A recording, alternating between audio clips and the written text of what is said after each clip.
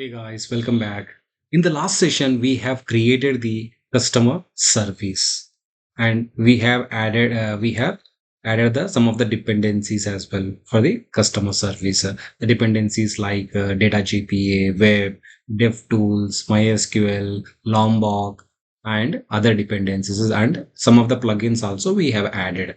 Okay, so now as we have added this customer service and the pom.xml, now what I want to do is I want to push the changes, push the customer service to this banking repo. So what I want to do, I want to push the customer service project to this banking repo. Okay. So now let's go here. Now let's go to the directory where our customer service project is available. Let's go here and type cmd. So it will be, opening the command prompt in this location. Now I want to check whether the customer service is really tracked by the, Git or not. So what I want to do, I want to check Git status. So Git automatically will track the changes. Okay. So it will show that. So when I type Git status, it will be showing that. So these are the files newly added to this location, but these are untracked actually. Untracked in the sense we haven't added to the Git, but Git is tracing these changes actually. So in order to add these changes to the Git, so we will be using a command called git add. You can see here git add, and what is the file name? This file name you have to add it. So git add, and I'll be adding this customer service. Copy and paste it. So now this will be adding files actually. So what are the files it will be adding? Let me check. So I'll be again typing the git status. Ignore the warnings. Okay. Git status. So now it is showing the files. What are the files it is added? It added the workspace.xml, pom.xml, and it is adding the customer service application, application.properties, and customer service application test.java. Now I don't want this. I don't want this XML, workspace.xml, to be sent to the.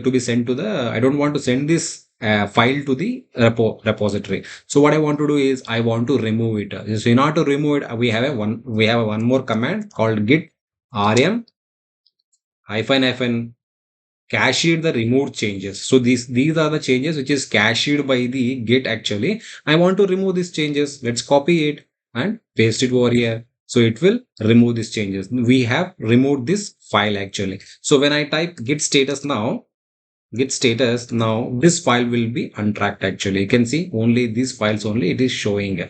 So these are the files it is tracking it as of now. Okay, fine. So now what I want to do is, now I have added these files actually. Now I want to commit these files to the my repository. So I'll be using a command in order to commit the changes back to your repository, or to your repository. You'll be using a command called git commit. Okay. And you should be give some commit message. When you're doing some commit, you should be giving some commit message. How you're giving commit message? Using a -m command. Here in the double quotations, you should be writing a message. I'll be saying that added customer microservice. Customer microservice. Click enter. It will be, it will be showing that customer microservice is added. 4 files are added. 144 insertions. These are the files it is added. Now, once the files are added to the Git, now we are telling the Git to push these changes from our local. This is my local. This is my local Git. Okay. So this is where my changes are present now. I want to push these changes to my remote actually. I'll use git push -v, or you can directly use git push also. It will work actually. So what it will do now, it will push your changes to your repository. Okay. So now before pushing the changes, if you are using the Git for first time, it will ask you for the authentication actually.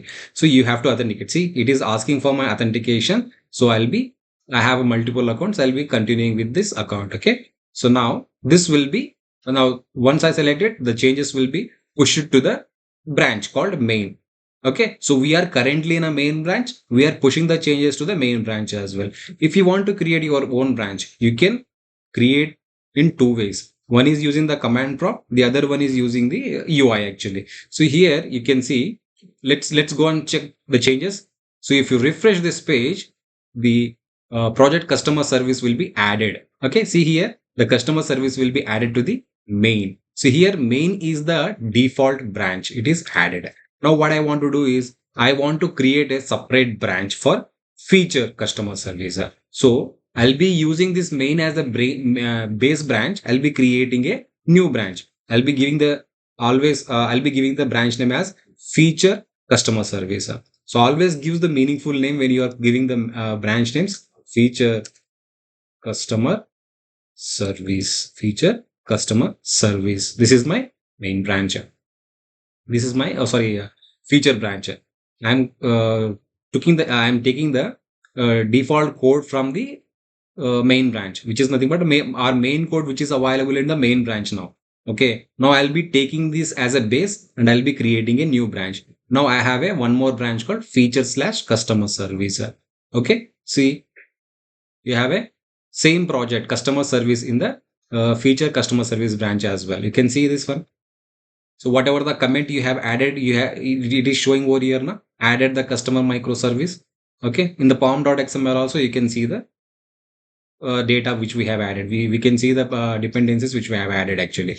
See, data JPA, web, dev tools, MySQL, Lombok, and we have added the test dependency as well, and we have added some of the plugins as well. Okay, I hope this is fine. So in the next session, what we will be doing is we will be creating the customer service, POJOs, services, repositories. Okay, one by one we will be creating. Okay, so I hope this is fine. In the next session, we will be learning about the, we will be creating a more classes of customer service. Okay. Until then, thank you for watching.